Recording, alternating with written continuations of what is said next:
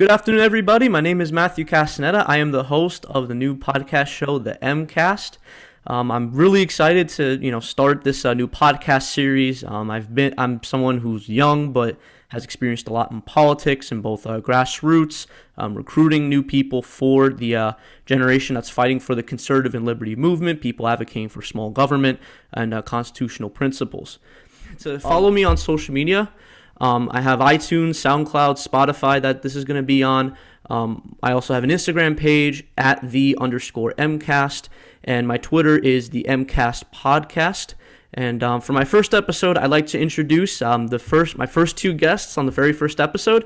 First one is David Sypher, who is one of the Republican nominees as Assemblyman for the 22nd Legislative District in the state of New Jersey, and Matthew Diullio Jusino, who is one of the Republican nominees running for Atlantic City Council. Matt and David, I'm glad to have you on. How are you guys doing today? Feeling good. I feel good. Great. You're like, hey, Matt, what's going on with that? Oh, well, I was going to speak, but then he spoke first, so I was like, oh, I'll just wait. But no, I'm really excited for this. This is my first podcast, really. Yeah, I mean it's the same. It's the same here. So that's the case for at least two of us. But yeah, so for our listeners out there, give us a little introduction to yourselves. Like where you're from, of course the positions that you're running for, why you're running. So my name's Matthew Diullio Jusino. I'm currently running for Atlantic City Council at large. That is a position that is basically the governing body of the city, the legislative branch of the city, and the at-large position doesn't just represent a specific neighborhood, it represents the entire city. So I'm running in a citywide election in a heavily Democrat stronghold. And one of the reasons I've decided to jump in is, I don't know if anyone's been paying attention, but Atlantic City really hasn't been on the up and up for quite some time. I grew up here and, I'm 30 years old. And over that 30 years, I've just continually watched my hometown decline. Among many, many, many other reasons. I could go on for 2 hours as to why I'm running. Right. Yeah, I mean, that's definitely something I really want to touch upon because, of course, being a lifelong Jersey native up in Morris County, I mean, we're always ragging on South Jersey, and Atlantic City and Camden has been like the main, the main bludgeons against South Jersey, essentially. But we'll definitely touch upon that. David, if you could introduce yourself as well, for your campaign, why you're running, and any general stuff that the listeners may want to know. Yeah, just to start it off, of course, my name is David Sypher. I'm running for Assemblyman in the 22nd District of New Jersey. And basically, my story is interesting because when I started in the Republican Party, I actually started in the background. I started out in New York with my mentor. His name was Brandon Washington with the Young Brooklyn Republicans Club. And basically, his vision is we started out as an activist group. We fed the homeless. We read books to kids. We did school choice information forum. Right. So basically, I started out in service, and I actually had no ambitions of running. I just wanted to basically help from the ground up. But when the opportunity presented itself, I feel like it was the best move for me because I'm just taking everything that I've learned in service and bringing it to the state legislature, and right. For all those that don't know, assemblymen, for example, we vote on bills that affect essentially what goes on at the state level. Like, for example, you just seen the bill that Murphy and the Democrats passed to give him unlimited executive powers. So that would be my job to, officiate in matters that affect the state as a whole. Right. And when it comes to those emergency powers, is it so what exact emergency powers does it grant the governor the rights to? Like, is it to continue extended lockdowns? Is it to continue more mandates? What's some of the juicy stuff when it comes to it? I mean, yeah, but basically, there's certain things that the government can't do unless it's like considered a public emergency crisis. Like, for example, with the lockdown, like a government can't just order somebody to stay in their house unless, it's a public health emergency crisis. Or, for example, if they ever wanted to try to force people to take the vaccine, they can do it under disguise of public health emergency, right? Right. Anything that when it starts to get very intrusive, they can do it under the guise of public health emergency. Now, I don't know what Murphy plans to do.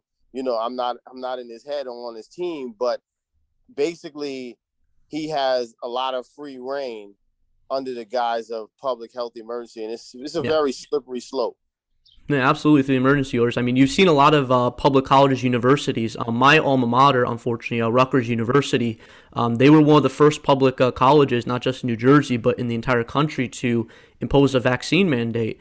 I mean, it obviously drew the ire of so many people like us in New Jersey that there was a whole medical freedom rally the other day in protest of that. And I think a lot of people, I've seen in both sides, whether you're a conservative, libertarian, or even a lot of people on the left, especially progressives, they strongly feel that, it's your choice on, what to do with your body. It's your choice on, what you want to do regarding, what substances can be put into your body, what medicines you could use, that type of stuff. Especially like if they want to stay consistent with the pro-choice argument when it comes to abortion, but not going to get into that.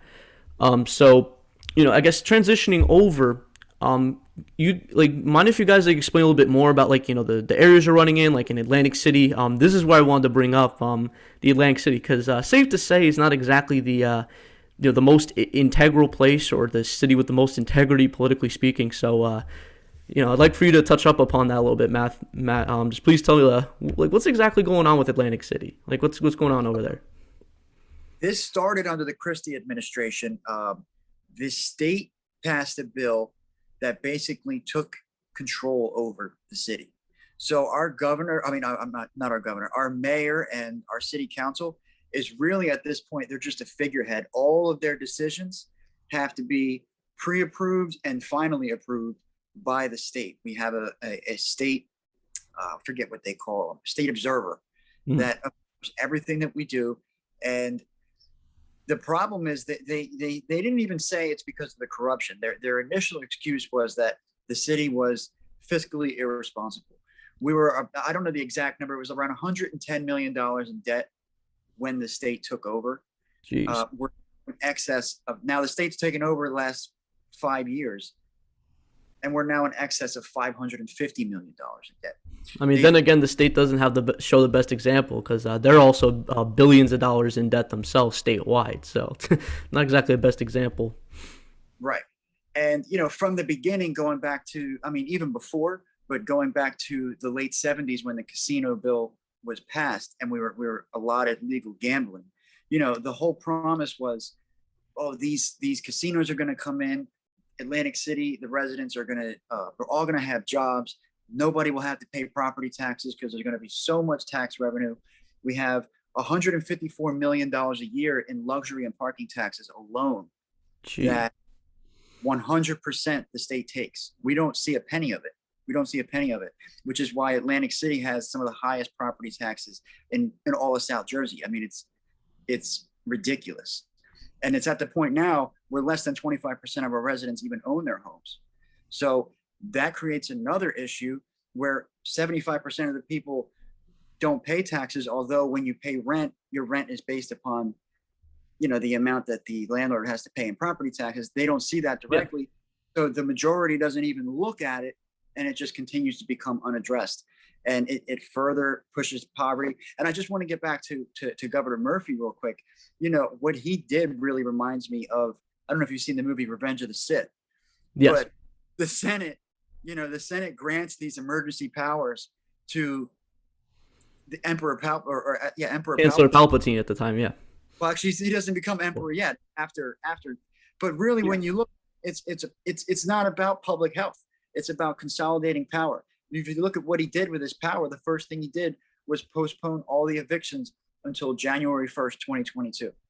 Well, what's on January 1st, 2022? That's the end of his term. So now if you're one of these people that might be evicted, or maybe you're even one of the people that are just not paying your rent because there's nothing they can do to stop you, now you're dependent on Murphy becoming reelected.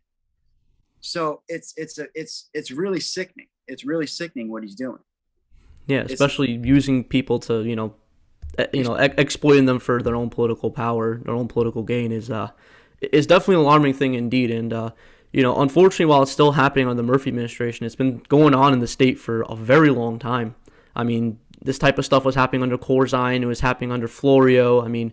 before, I think, at least Christine Todd Whitman. I mean, I wasn't old enough to live during those times, but I can tell from just listening to people across the communities, it's just been getting progressively worse. No pun intended, but And so, back takeover in Atlantic City, one of the things they did is they decimated our public safety. Our police has been cut in half over the last 10 or 15 years. So we have literally no patrols. Our roads look like Beirut. Our schools have like 11% proficiency rates. The whole wow. city is a disaster.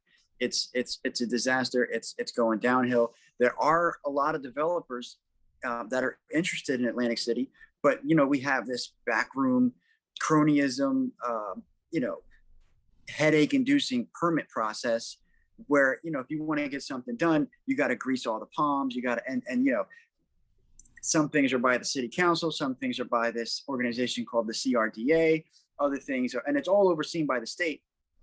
And right. Development is, and that goes back a long time. We have huge problems with a really bad reputation with out of town developers. Yeah, for sure. David, how's your area? Where are you from? Is it bad as Atlantic City politically speaking? Tell us a little bit about your home district. Yes, basically I live in District 22, which covers Union County. That's Rahway City, Linden City, Scotch Plains, Clark, a little town called Winfield, and a small part of Middlesex County. And basically, I wouldn't say it's as, dire as Atlantic City, but what's going on politically is that Democrats, basically have this town in a stronghold. And, when you have the town in a stronghold, you have a situation where there's an anti-business climate. You have a situation where, they speak of progress, but there clearly is a gap between rich and poor. There clearly is a gap between the cultures of Black and white, and it's been under their leadership. So it's more of how can we usher in a new leadership where, we can cut property tax, where we can address those issues that Democrats say that we don't address, right? As far as one school on the poorer side of town doing worse than the school on the other side of town. So these are the issues that I'm willing to address that basically you wouldn't expect from quote unquote from a Republican, but we are a new generation of Republicans. So. No, yeah, absolutely. So obviously there's a lot of stuff that goes on, in our communities, which inspires us to run for office. But in your guys' case, like Matt, in your case, like I know you said you were inspired to run through some general factors, but go into a little more about like what inspired you, like what have you done for the community beforehand or leading up to your decision to initially run, and just go on from there. Okay, so in 2017 we elected our mayor Frank Gilliam, and he ended up stealing $90,000 from a youth basketball team, and I heard about that. Yeah, he was caught by the FBI.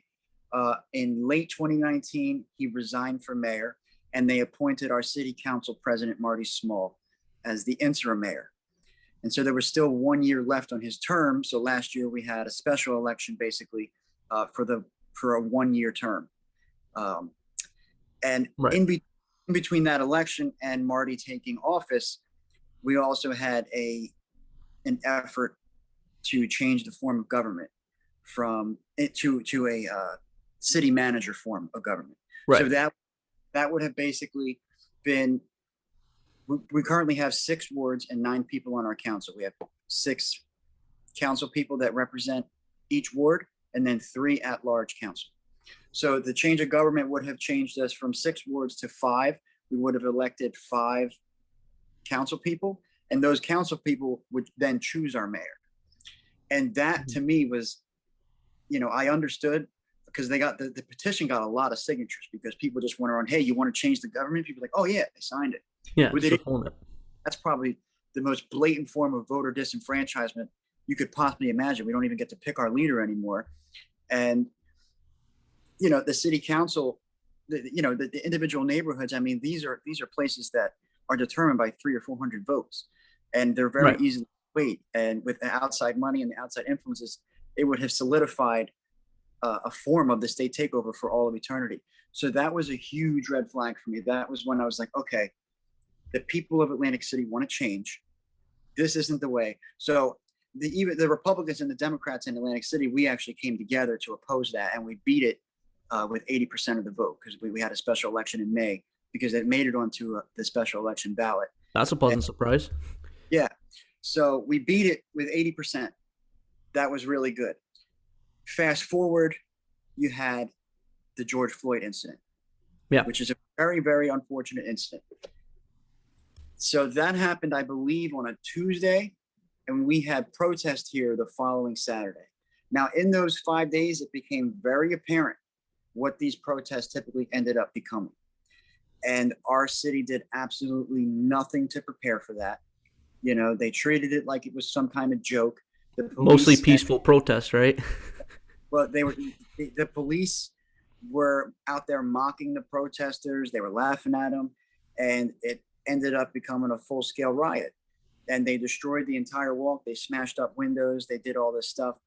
And so while the riot was still going on, I hopped on social media right away, and I was like, we have to clean this up.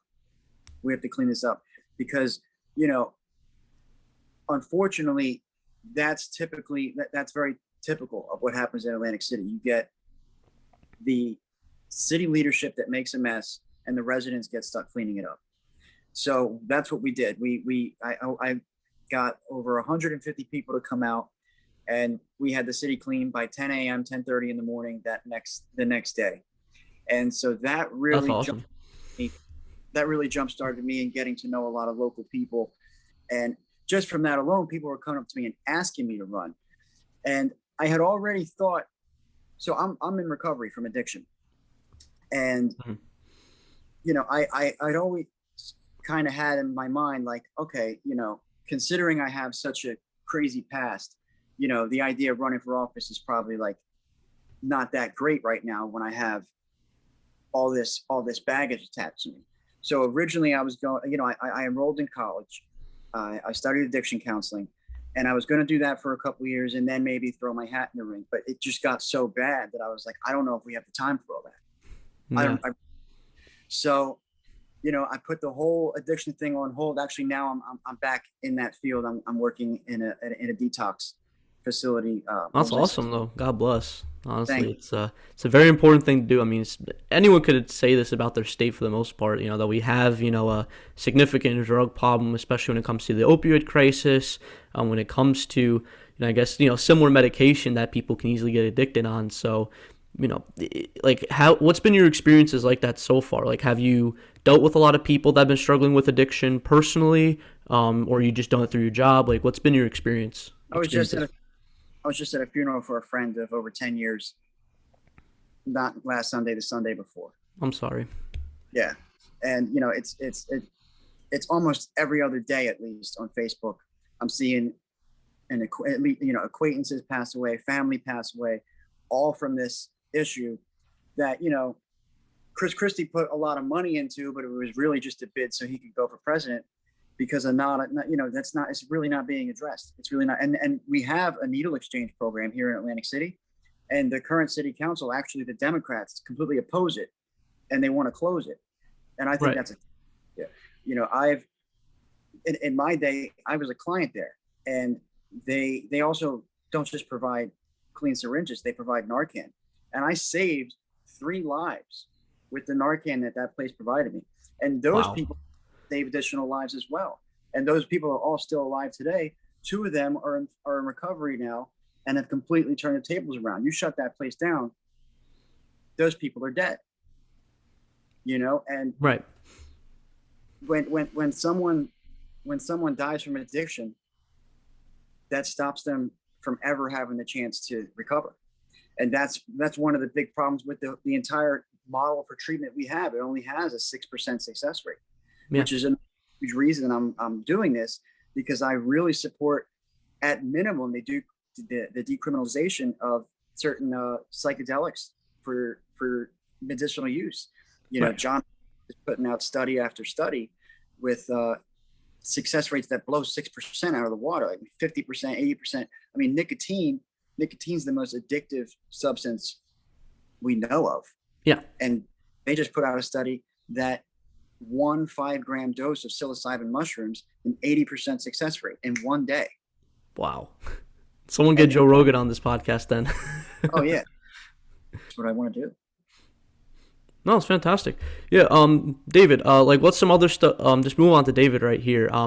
What's like some stuff that you've been doing in your community? Like what was your draw into running for office, running for the state assembly in your district?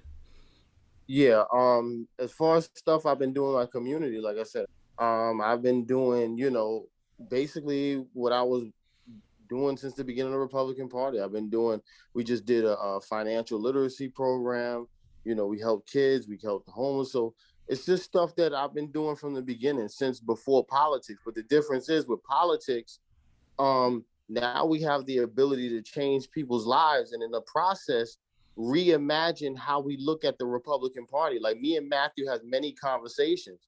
And what I come up with is that we have to take the mantle in the Republican Party, because we are the new generation. We understand the needs of the young people that's coming before us. Like, and that's no disrespect to the people that's in power right now. But when you have gatekeepers that are over 50 years old, they may not understand the needs of the young people or the young soon-to-be people that's going to have a big impact in our society. And me and Matthew speak about it all the time. Like, for example, I've talked with a number of groups that are conservative, but they deal with the environment. They bring free market solutions to the environment. And I love it. We can't let the left control that narrative. We need to be the leaders on the environment, right? We need to be the leaders on education. That's not something that we should just leave for the left. And I feel like with the older people, they've been leaving that conversation for the left to dominate.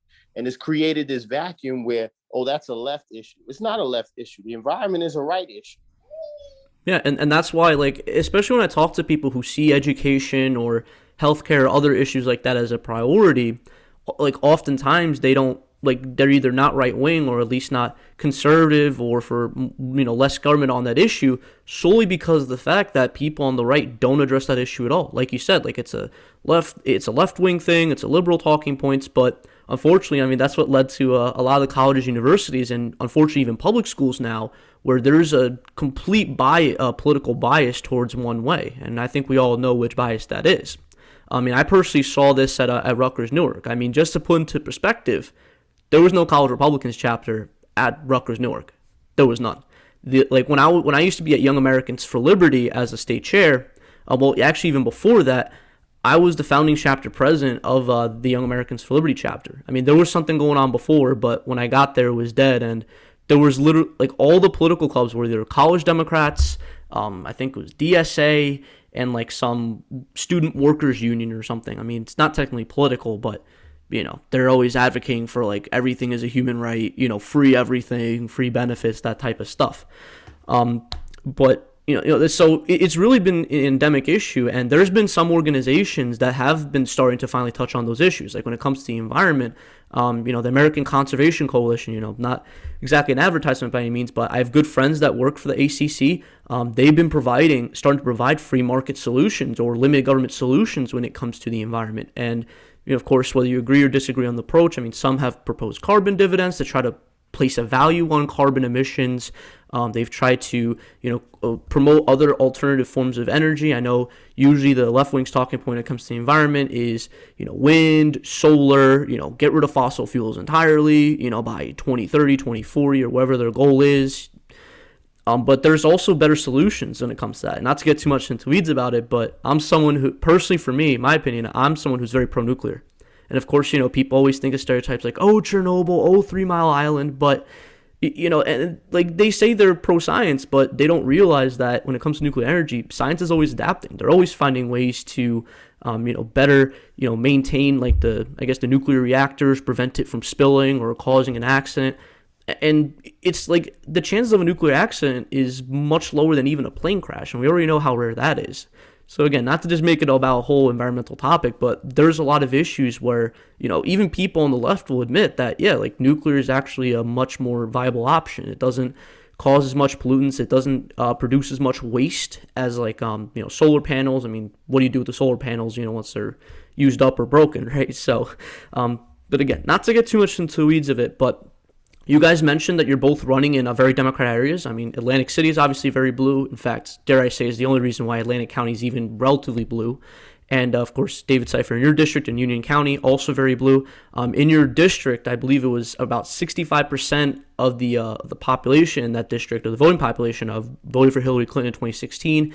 And it's not official yet, but I imagine it's similar numbers for Joe Biden in 2020. So of course, with you guys running as Republicans in typically deep blue areas, what's the case that you guys have been making to voters? Especially people who are skeptical of the Republican Party, skeptical of calling themselves conservative. How do you make the case to people that are not Republicans or not like your typical Republican? Yeah, I'm gonna just take this first because this is very something that's near and dear to my heart, and me and Matthew have spoken about this over and over again. We have to form a coalition and go in the areas where they don't expect us to go. Like, for example, in Atlantic City, me and Matthew have talked about going in the heart of Atlantic City, going in the heart of the Democratic areas and addressing the elephant of the room. The elephant of the room is the lack of minority support in the Republican Party as far as Black and Hispanic. Absolutely. How do we deal with that? And me and Matthew have said that we are in the talks right now of putting something together where the GOP has to get on board. They have to show that they're willing to make the investment in us, the young leaders, so we can make the investment in the minority communities. Because if we're out here on a suicide mission doing it alone, they're going to say, well, maybe you guys are good, but your party is bad. So they have to see us working, and they have to see the party making that investment, not necessarily the people in the offices hitting the streets, but right. They need to know that the people who are in the ivory towers are putting their money where their mouth is. Yeah, no, absolutely. So the whole thing is like, for example, Matthew spoke about his personal situation. Now, imagine, if he would have felt rejected because he had a problem and people in the party didn't let him in. It's the same thing in the minority community. When we go in, we may be dealing with people that have issues and concerns, and we can't turn those people away. Like, for example, and I'm addressing the elephant in the room. If you go in a minority community, you will be dealing with police tensions in the community. Right. So we need to go in with an open heart and an open ear. Say, okay, what's the problem? And how do we sit down at the table and come up with solutions? Because if you shut the door on somebody and say, hey, I don't believe a word you're saying, or being dismissive, and then you turn around and say, well, I wonder why they didn't vote for me. Well, you shocked why they didn't vote for you? I mean, your attitude speaks. You told him he was lying. You told him it was made up. So that we can't go in with that attitude. We got to go in with the attitude is, okay, if something happened, let's sit down with the police, let's sit down with the community. What other methods could have been done? What this, what that? And let's come with a solution and be a part of the conversation and be a part of the community. And that's how we're going to make change.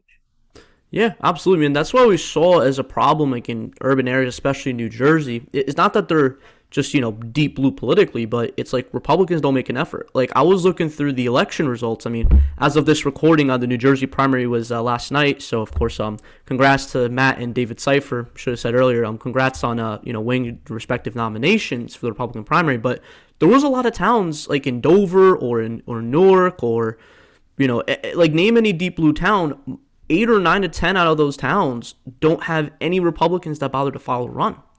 And what's also concerning too, and again, not necessarily advocating for political candidates here, although I have my own biases, but like in a lot of these blue areas, they're not even trying. They're not even trying to engage with voters. They're not even trying to reach out to people. And understandably so from voters, it's very difficult to see how you should vote for X candidate or X party if they're not making any efforts to show up, almost as if they don't even exist in those areas whatsoever. So, if anything, like, because from my experience in politics, I've worked as an election director in 2 states, in New Hampshire, September last year, in Wisconsin, up to September last year in New Hampshire, and then after that, Wisconsin, for the general election. And when it comes to grassroots, like, that's how you directly engage with voters. Like, you can send all the mailers you want, you can like make all the tweets, share all the stuff you can on social media, but that can only get you so far. I mean, it was funny because, like, just to put in perspective, I know this is in Virginia because Virginia is the only other state in the country right now that's having primary elections this year. But there's this Democratic socialist, Lee Carter, who's in the Virginia House of Delegates, registered DSA member and everything. I believe, I forgot what position he was running for, but he was running up against this one other lady. He had literally tens of thousands of followers. It was essentially the white male version of AOC, politically speaking, in terms of Twitter clout. And this woman that he was running against only had like barely above 200 followers. She ended up smoking him by like a wide margin. Like I think the guy Lee Carter only got about 35% of the vote. So it really goes to show that social media doesn't really mean anything. Like Twitter doesn't win you elections.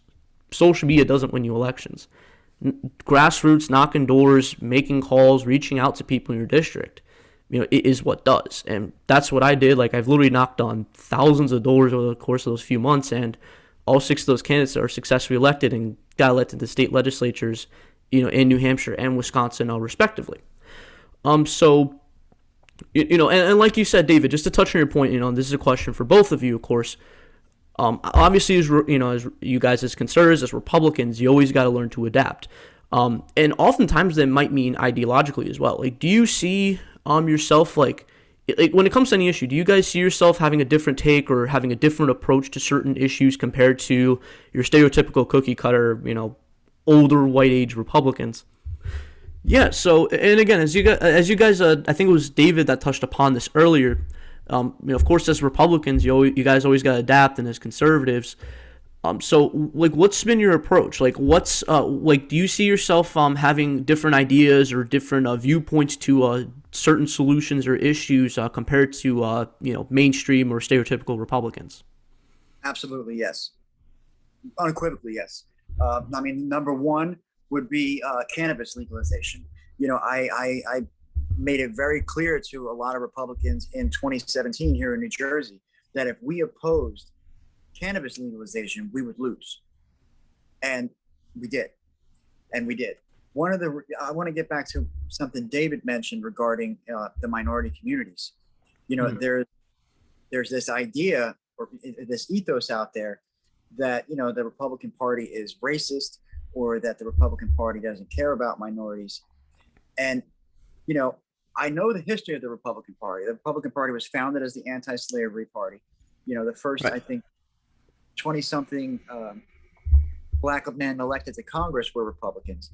But as we all know, that changed in the 60s. As far as when LBJ signed the Civil Rights Act, I know that it was a Republican majority that passed that, but he's the one who got the credit for it. He's the Democrat who signed off on it. And then you fast forward a couple of years to Nixon, right? And this is where it gets really screwed up. You have Nixon launch the war on drugs. And years later, his campaign aide admitted that, this is like a direct quote, that, we had people opposing us, and he was talking about blacks, he was talking about hippies, he was talking about these people that were anti-Vietnam War. And he's like, we couldn't criminalize them for that, but we could criminalize the things that they did. And that's that. So that whole war on drugs was specifically created to imprison people on the left and people of color, and to because once you're imprisoned and once you're a convicted felon, you can't vote anymore. And then you fast forward a couple more years to Reagan, right? Yeah, I was going to say, or if you're in Jersey, you can't own a gun either. Fun fact. So. Oh yeah, well, you barely own a gun as a law-abiding citizen in New Jersey, but that's a side issue at this point. You fast forward to Reagan, who's another huge Republican, won 49 state majority re-election. Mm-hmm.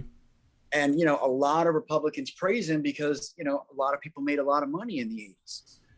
But when you look at what happened in the Black community in the 80s with him doubling down on the war on drugs, and then on top of that, the CIA now, it's no longer a conspiracy theory. It's admitted, they made movies about it, documentaries about it, specifically fed these inner city communities with crack cocaine and cocaine to utterly destroy them. They absolutely destroyed the Black family. And, you wonder why you see the problems that you see. So as a Republican, today, the number one thing you have to do is acknowledge that. You have to be willing to acknowledge that. You have to be willing to acknowledge that harm, and not just say, "Oh, Republicans are the party that ended racism or that ended slavery," because yes, we did end slavery, and yes, we did fight Jim Crow, and yes, we did a lot of great things. But over the last 40 years, we've really dropped the ball. We really dropped the ball. And and there's a lot of Republicans to this day that opposed any type of entitlement at all. They oppose food stamps. They oppose, and believe me, I'm a libertarian. And in a libertarian dream world, nobody needs that. But we're not there yet. So talking about cutting those programs is not something that we can even touch. Like that shouldn't even be on the table, especially food stamps of all things. The other thing is, with our current welfare system that we have, and this is where my personal experience comes in, because I've been on and off government assistance in my earlier years. It really is set up to keep you poor. That's not just a talking point. Yeah. So I found this out by living it. So I was on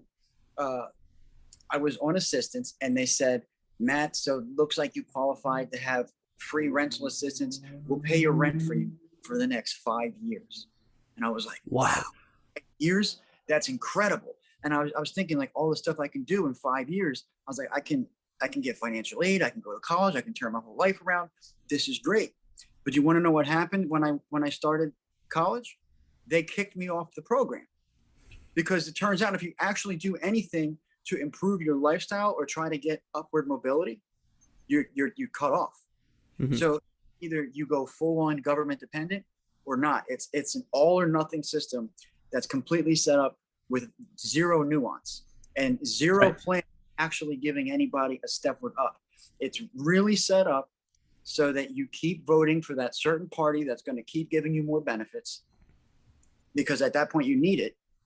And it's really disturbing. It's really disturbing. So that has to be addressed too. And that's one of the reasons why, even though, he's running, David Sypher, he's running hundreds of miles away from me. He's not in my district. I can't vote for him, but I need to have a conversation with anybody that's running at the state level, because this needs to be addressed. There's holes in our entitlement systems. There's big holes. And it's not to say that we shouldn't have any entitlements, but they definitely need reform. Because there's a lot of waste. There's a lot of unnecessary bureaucracy. Yeah, a lot of it can be automated at this point. And so, that's most of the expense.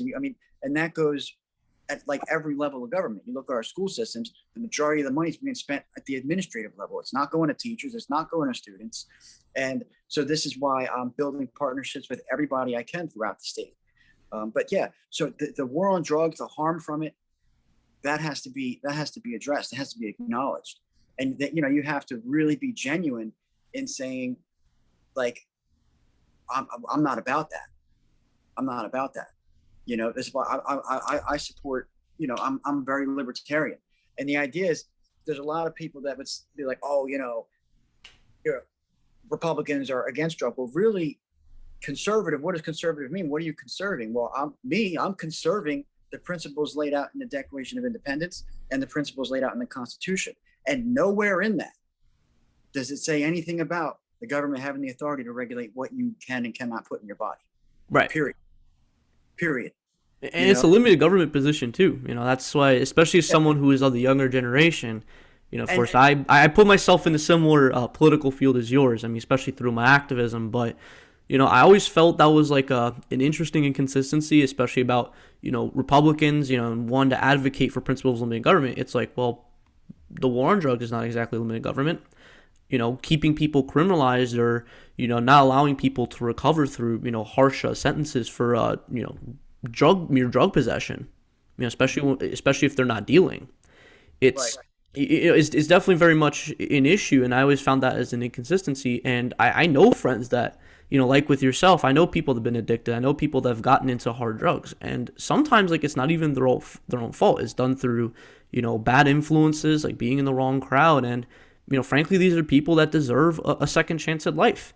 Especially even if whether you regard addiction as a disease or not, it's something that needs to be taken care of. And just throwing someone in a cage just because they've been using a substance that you don't like doesn't solve the issue. And as you said before, I mean, it's, our current system has such a low success rate of recovery. It's just still bewildering that, we haven't really made any significant changes like that. And you would think in a state like New Jersey, right, where you have a Democrat supermajority, and if, it's supposed to be the progressive dreamland, the next California of the East Coast, as Governor Phil Murphy says. We passed a referendum last November legalizing marijuana with over 60% of the vote, right? But, and that's essentially required. Like, I forgot the exact procedure and how it's supposed to work legislatively, but the legislature has just been essentially sitting on it. And for what? Oh, we're trying to figure out how much to tax it by, or how many excessive regulations we want to put on it. It's like, do you really, advocate or really care for what you call social justice? By holding off people who, deserve that second chance life, who would really benefit from, finally reforming these laws, finally legalizing marijuana, and, putting it more into like the mainstream, doing it through, regulated dispensaries. For those people, you're holding off on their justice. You're holding them off on, their chance to move in life, all because you're trying to get more revenue for the government. Right.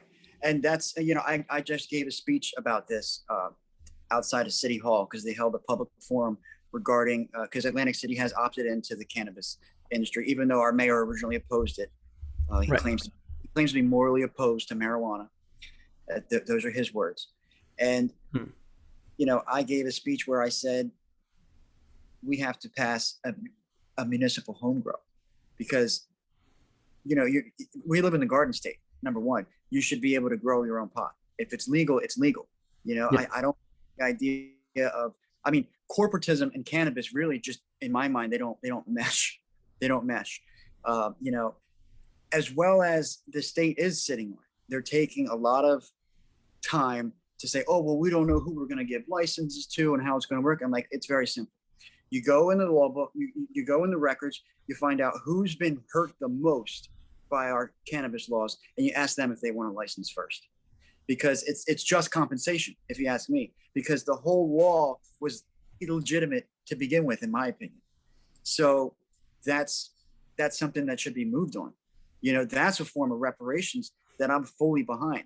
Yeah. I reissue any fines. I think they should be reissued back to the people that they were imposed on, because this was a wrong from the rip.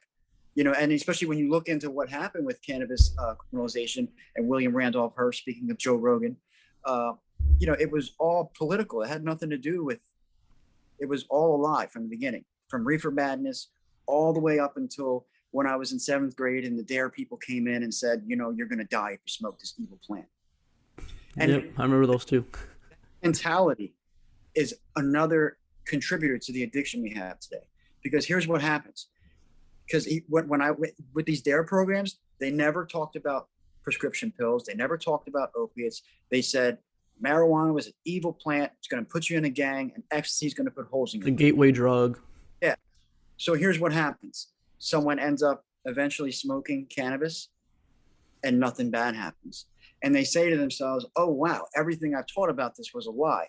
I wonder what else they taught me about drugs was a lie. And here's the thing. The other drugs are pretty screwed up. You probably shouldn't do them. But if you have this mentality now where you've been lied to and you don't trust it, you go try for yourself, then you're fucked. Yeah. You know what I mean? And so essentially, that's another form of harm that's come from these ridiculous policies. So it's sad. It's sad. It's really, really sad. And you think about all the opioid painkillers that people were prescribed and overprescribed and then addicted to and then cut off and then resorted to heroin. If they could have just been allowed to use cannabis from the beginning, how many thousands of people would still be alive today? How many people would still have their children? How many people would still have their parents? It's just endless. Exactly. No, it's crazy. No, for sure. Yeah. So David, don't want you to feel left out here, but what's your input? Like, what makes you different from a typical Republican? Man. Well, first off, before I answer that, I just want to say I tip my hat to you guys, because this is the kind of conversation that I've been wanting to see from the Republican Party. Let's talk about those things that people are afraid to talk about. Matthew brought it up about in the 80s. And a lot of Black people have this concern, and I'm putting it out there so our Republican Party can hear it. If you remember in the 80s, especially in New Jersey and places like Camden, Atlantic City, when the crack epidemic was going on, and there was a lot of minorities affected, they criminalize it. So even if you were suffering with addiction, you still go to jail. Yep. But you fast forward 10 years ago, like you said, when the opioid crisis, and now this opioid crisis with meth, and it's worldwide. Now rural areas getting affected. Now they're like, oh, wait a minute, we need treatment programs. And Yep. now Sussex County, they only right, finally became concerned about it when it hit their homes. Right. So you can understand the anger of the minority community when they say, boy, 25 years ago, people was getting locked up for 10, 15 years, and they were suffering. They were addicts. They were suffering. They were literally selling off their kids, selling anything they had to use drugs, and they were criminalized for an addiction. And now when it reaches the wealthy areas or the areas where people are connected to the mayor, so, oh, well, now we got to do something. Well, you can understand the anger. And what we at the Republican Party, and let me tell you something, a lot of people ask me, well, as a Black Republican, do you get a lot of backlash? I said, well, when I first joined, but now when I joined the party, I don't get backlash because I come with people with common sense, right? Right. Let's talk about common sense environmentalism. Let's talk about how we can have common sense regulations between the cops and the community where people are treated with respect. We understand that there is some law enforcement, there is some authority system, but how do we create that balance between treating every human being with respect and maintaining your deterrent authority system, right? How do we bridge that gap, right? Yeah.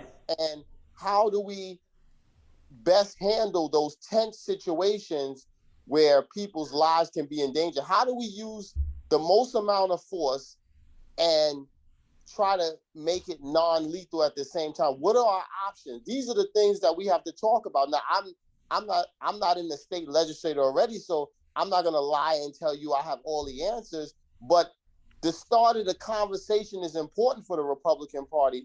Let me tell you how important this is. If you remember, even when Reagan was president, they were saying the Republican Party is racist, right? So what's that? That's 40 years of you having the same narrative, and the people who are the gatekeepers, either they didn't, and I'm not saying it to where they're bad people. I honestly believe that the people who run the party, they want to maintain their position. But honestly, a lot of people I've learned by being in politics, you think, oh, they're this big person, but they honestly don't know what to do. It's not that they're bad people. They really don't know what to do. So think about it. That's 40 years of you saying this institution is racist, this organization is racist. And that's why on the Republican Party, it has become a living prophecy, because if you say something enough time, it becomes the truth, right? Well, how long have they been saying it? They've been saying it for 40 years. So now the stigma of the Republican Party being racist, the reason why it's hard to shake it is now it's become a cultural truth, because they've been saying it for so long, and the Republican Party well, I don't want to say all Republicans, because there's Republicans like us that have been on the front line since the 80s, but there wasn't a major shift to address those allegations. So now it's hard to shake it, because now it's a cultural reality, because they've been saying it for at least 2-3 generations that the Republican Party is racist. Now it's a reality. Now it's no longer, oh, it's not true. Well, at this point, it doesn't matter, because now it's a cultural reality that the party is a racist. Whether you want to say it's true or not, it's a cultural reality. So now you have to deal with it. Yeah, no, exactly, for sure. But again, I don't know if there was like any other last topics that you guys wanted to bring up. Like, this has just been, go ahead. I'm sorry not to cut you off. Now, I'm going to answer your question about what makes me unique, is that I realize that if the Republican Party wants to overtake Jersey, they have to meet people where they are, and people like people who connect and who are common sense. Like I said, there's a lady that I remember speaking to on the internet. She says, oh man, I don't mess with no Republicans. I don't do that. And then we started talking, and she goes, well, let me see some of your policies. I said, well, I'm a young generation Republican, and, I'm concerned about my environment. I care about an economy that works for everybody, rich, poor, black, white. Let's come to the table. Let's do this. Let's talk about the issues. She says, wow, I respect you. So it starts with the conversation. If you talk to people in the most common sense way, they will understand what you're trying to do and they will respect you. Now, the They'll be more second open-minded. Yeah. right. The second part is the outreach, what me and Matthew been talking about. How can me and Matthew come together and form something where the GOP sets a budget for us, where we can go in the community, where we can do all of these great things like scholarship programs, and kind of streamline the process of pulling people out of poverty and connect those actions with the Republican Party so we can change the face of the Republican Party. So the other part is activism, because like I said, there was another situation where a guy was harassing me, about being Republicans in the third. And I told him, listen, I'm out here feeding the homeless. So if you saying this, that, and the third, you can come with me and feed the homeless. You got a lot of questions. You can come on the front lines with me. And when you talk to people like that, you'll see how quick people back up. Because if they're not willing to be on the front line, they're just on the internet, blowing smoke. All talk, no action. Yeah. So I said, come out of the internet and come down to Atlantic City, come down to the cleanup, come down and, see what the homeless need and take care of them and talk to these children and inspire people if you think it's not real. So we need the action. But first, before the action, we have to let people know that we're willing now to be a part of the conversation. And, right. And like I said, I respect what you guys are doing. And I hope in the future, all of us young Republicans, young black, young white, young Latino Republicans can get together and really change the face of the party, because a lot of people have conservative values, but we need to change the messaging where they can relate to us. See, relating is everything. Once they relate to us, you're going to see, a new wave in New Jersey. Yeah, with more viable solutions. Yeah, no, absolutely. No, this honestly, guys, this has been a great conversation. Cannot thank you guys enough, for being my first guests on the podcast. It's really been an honor to have you guys. I really love the way you guys are, setting up your campaign, you're styling your campaign. It's very different from, the typical join the Republican team and they just tell you to vote straight Republican no matter what, no questions asked. They don't talk about anything, and these are actual issues that, the state has been dealing with for a long time. And, now it's, no longer just one side of the political aisle talking about it. So, again, like you said, I really, look forward to having more conversations with people about this. I really hope you guys, keep making the push that you guys have been making, regarding your campaigns. And of course, outside of that as well with what you guys do for the communities overall. And, again, thank you guys so much. And thank you guys, of course, for listening to the podcast. If you didn't catch my social media earlier, I have my Instagram's the MCast, Twitter's the MCast podcast, and I'm going to be on iTunes, SoundCloud, and Spotify. And now, one more question for both Matt and David. How can the listeners find you or follow you on social media? All right, so I'm primarily on Facebook, Matthew Diullio Jusino. You can also find my campaign page, Diullio Jusino, for AC. My website is DJ4, that's the number 4AC.com. You can go there, you can view my platform, everything that I'm trying to do, as well as make contributions. You can also reach out to me via email, Matthew@DJ4AC.com. I look forward to any inquiries from anywhere. Yeah. And Matthew, thank you. This was great. And you want to have me on anytime, please. No, absolutely. This has been fantastic. And how about you, David? Yeah, man. I mean, I always, like I said, I love these type of conversations. And one thing I will say, because I've noticed when I have these type of conversations, if you're a Republican, don't take this conversation as bashing the Republican Party. It's the way I look at it is like this, because a lot of people say, oh, you're bashing the party. No, I don't speak on Democrats because I'm not a Democrat and I don't care. So it's constructive criticism. Right. So if I walk in my own house, right, and my house is dirty and my neighbor's house is dirty, I'm more concerned with cleaning up my house. Why I'm gonna keep telling the neighbor to clean up his house? I mean, I have more control over what goes on in my house. So, like you said, we want to clean up our house. There's a lot of young generation people who don't know much about conservatism. And as young leaders, we got to make sure we're involved in these conversations so people can understand, like, whoa, what they've been saying for the last 40 years, that's no longer true. They have a new generation of leaders that's going to address our concerns. And when they see that, you're gonna see New Jersey turn red. I believe it. Yeah, hopefully one day we'll see. That, But yeah, that's so where can so David, where can the listeners find you? Oh yeah, they can find me on Facebook, Sypher for Assembly. They can find me on Instagram, Sypher for NJ. They can find me on Twitter, just my full name, David Sypher. So they can find me, on my social media. As a matter of fact, also too, my website will be up sometime next week.